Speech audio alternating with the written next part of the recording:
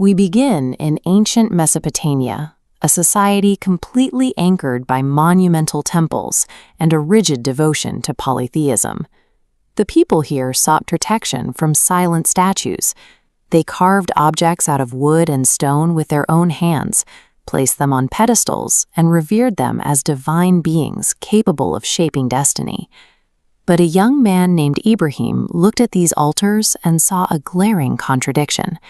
He saw carved rock and polished wood, objects entirely powerless, incapable of hearing a prayer, let alone answering one. Seeking answers, he turned his gaze to the night sky. He watched the brightest stars disappear, the glowing moon fade into dawn, and the blazing sun eventually set. He realized that anything bound by time, anything that fades and disappears, cannot possibly be the ultimate creator. The true Lord of the universe had to be unseen and eternal. Arriving at this conclusion isolated Ibrahim completely. To stand by this logic, he would have to declare intellectual war on the only civilization he had ever known. His rebellion was direct.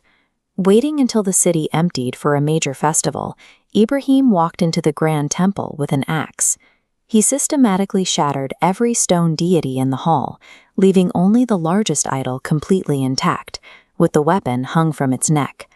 When the furious authorities returned and demanded to know who desecrated their gods, Ibrahim offered a simple, cutting response. Ask the largest idol. After all, it was the only one left standing holding the axe. The crowd froze. To answer him, they were forced to admit out loud what they already knew. Their gods could not speak, move, or defend themselves. The sheer absurdity of their entire religion was exposed in an instant. Humiliated and enraged, King Nimrod and the people retaliated with overwhelming force. They constructed a massive, raging bonfire in a stone pit, intending to execute Ibrahim by burning him alive. Yet, as Ibrahim was thrown into the blazing pyre, he did not panic. He maintained absolute, unwavering trust in the unseen creator he had discovered in the desert sky, surrendering completely to whatever would happen next.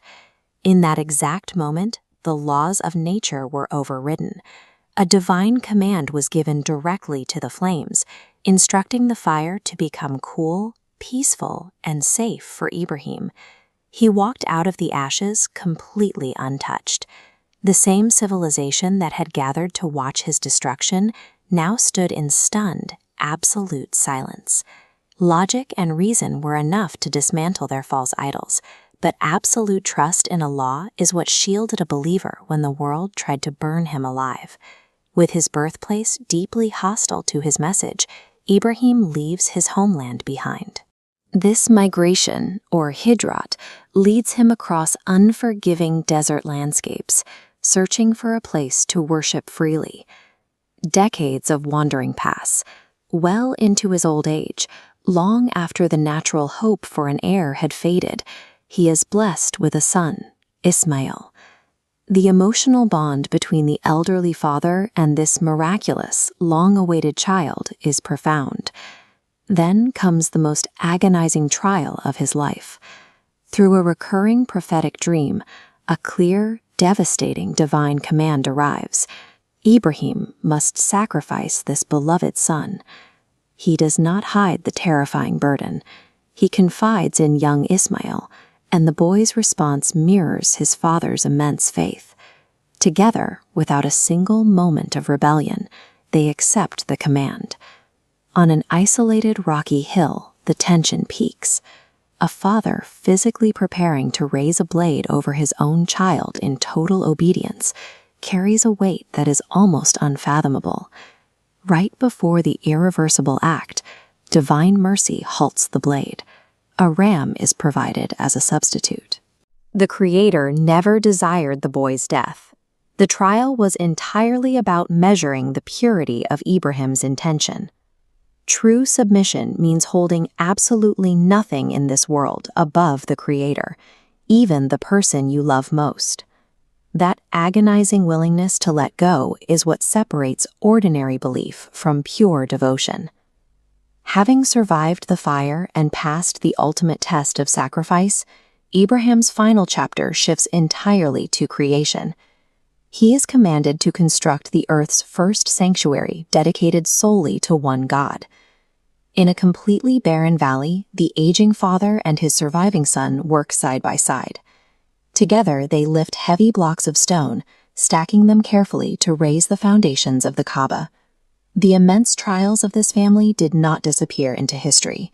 That exact moment of substitution and relief on the rocky hill gave birth to Eid ul-Adha, a practice of sacrifice honored by billions of Muslims around the world every single year. And this simple stone cube, built by two men in an empty desert, became the permanent spiritual compass for a global faith. By refusing to bow to the silent statues of his youth, and by submitting his entire existence to the Creator, one man forged a legacy that outlasted empires. He became known forever as Khalilullah, the friend of Allah.